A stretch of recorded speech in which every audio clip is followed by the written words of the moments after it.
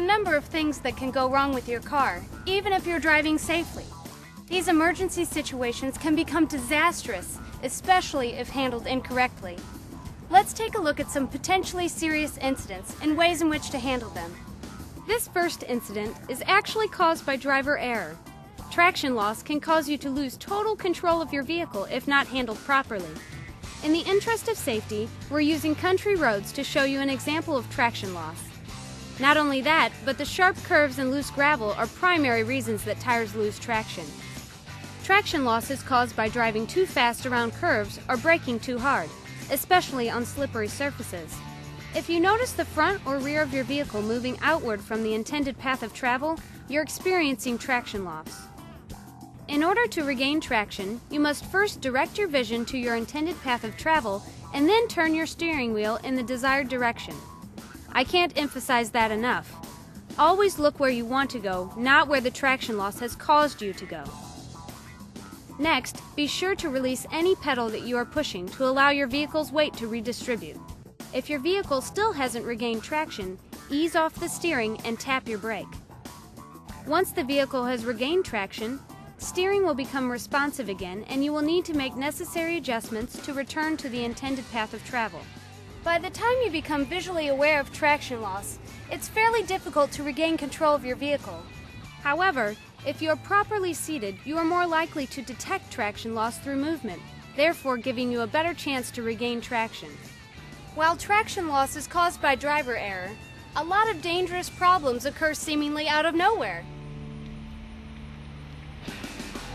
If you're driving down the road and one of your tires blows out, you can be in serious danger.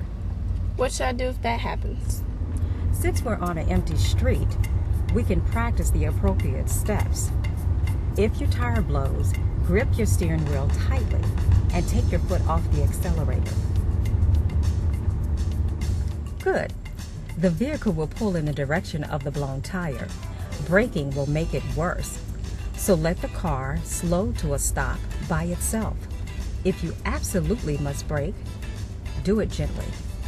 Check the traffic around you and turn on your hazard lights to warn others.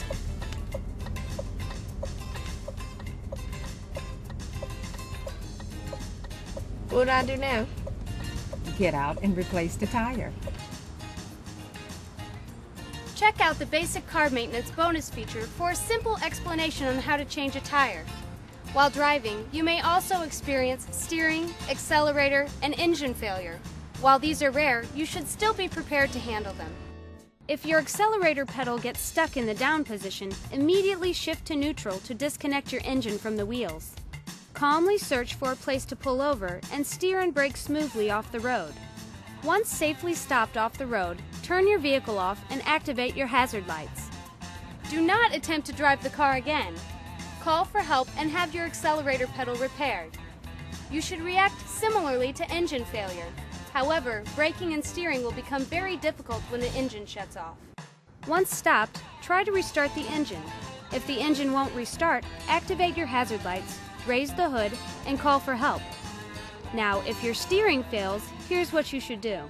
This empty parking lot is perfect for simulating steering failure. I've never heard of this happening to anyone I know. Driving is the ultimate what if, Molly.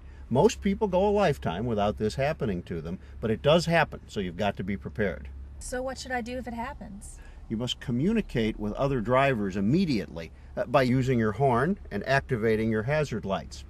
Let's start driving, and when I say so, pretend your steering has failed. Now, your steering has failed. Don't be shy. Now's the time to be assertive with that horn. People have got to know you have a serious problem. Try it again. That's it. Now use your parking brake to come to a stop. You have to push on it with some force. I know that takes some time to get used to, but using the parking brake is safer than using the brake pedal. Using the brake pedal in this situation could cause the car to swerve out of control. Now let's put the car in park. And then I'd call for help. Right. That's why it's a good idea to have a cell phone with you at all times. But only use it for emergencies, not to call your girlfriends while you're driving. Yes, I know, Dad. Of all the vehicle malfunctions you may encounter, brake loss might be the scariest. It's important to remain calm and follow the necessary steps to bring your car to a stop. When you first realize you've lost your brakes, pump your brake pedal quickly in an attempt to build pressure. You may be able to build enough pressure to bring your car to a stop.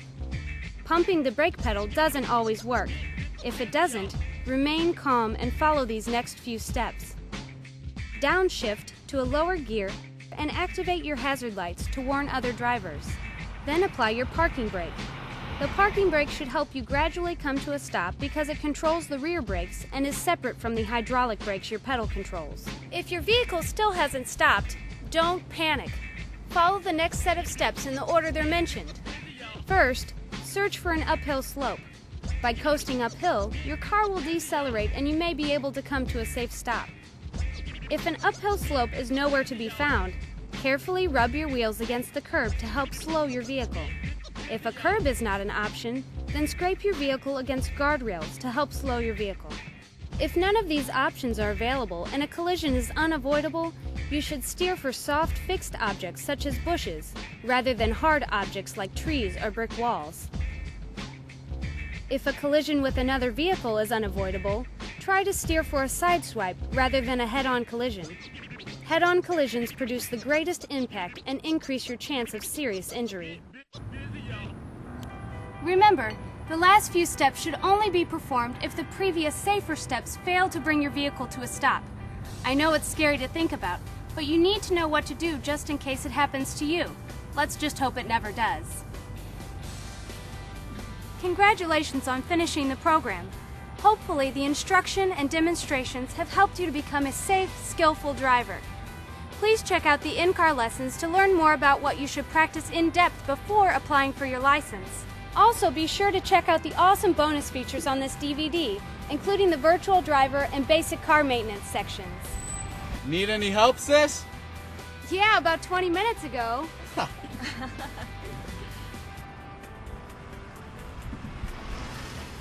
Adam and his friends have all become licensed drivers with the help of their parents. And you will too if you practice safe driving procedures and follow the rules of the road. Good luck!